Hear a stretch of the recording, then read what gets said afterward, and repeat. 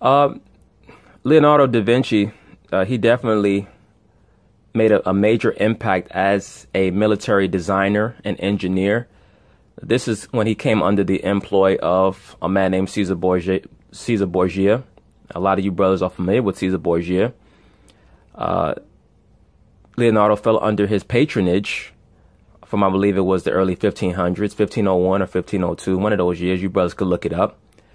And he was involved in the design of a lot of military equipment. And of course, also, Leonardo da Vinci decided to use Caesar Borgia as the muse for the image of Christ that we know today. Okay? In addition to his pedophile victim, his boy toy, Salai, who he also used to depict John the Baptist. So this also is what the Renaissance is also about, which is the defiling, the purposeful defiling of a lot of the historical biblical figures, constantly to depict them as, naked Caucasian men, really to depict Bacchus. This is why you have, David with a fig leaf over, over his penis and things of that nature. Moses, with the horns, things of that nature. The Aspen Institute, the nonprofit think tank Isaacson helped to shape for many years, recently held a celebration of all things Leonardo on its Colorado campus. Glider, and he did it in Milan off one of them. Sketches were transformed into three-dimensional models. The famous helicopter.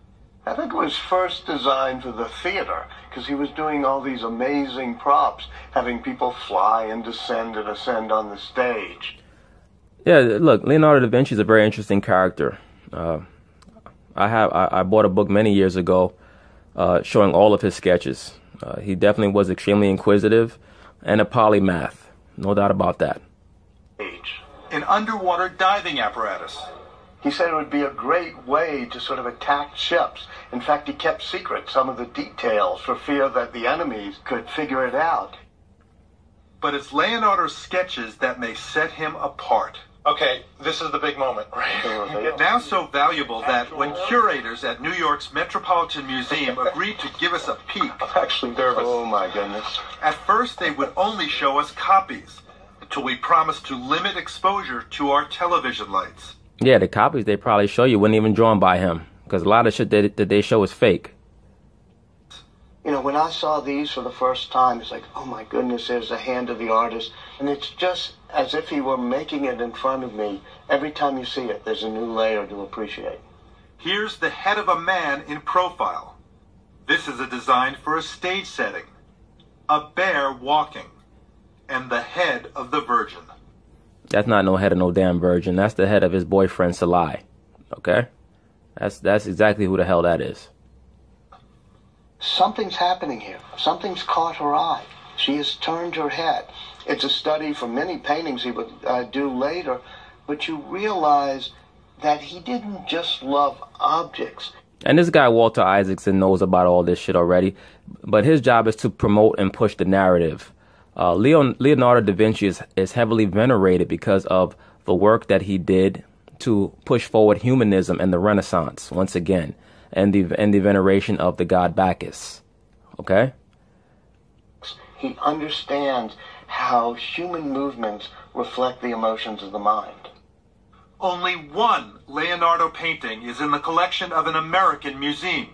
This portrait of Ginevra da Vinci at the National Gallery of Art in Washington. How did it help change Renaissance painting? Well, up until then, Renaissance painting had sort of sharp lines. And Leonardo said that's not the way nature works. So there's a smokiness to the lines. But the great thing about this picture is you see a young Leonardo who's on the path to painting the Mona Lisa. Yeah, you might literally be looking at a young Leonardo, because knowing him, that's probably his face, and he's just there dressed up in drag. Once again, many of these paintings that are depicted in sketches are sketches that he did of himself in drag or one of his male lovers in drag. He had a series of boy lovers, I should say, not male lovers, boy lovers. Salai, Francesco Melzi, he had quite a few. But this isn't the Mona Lisa.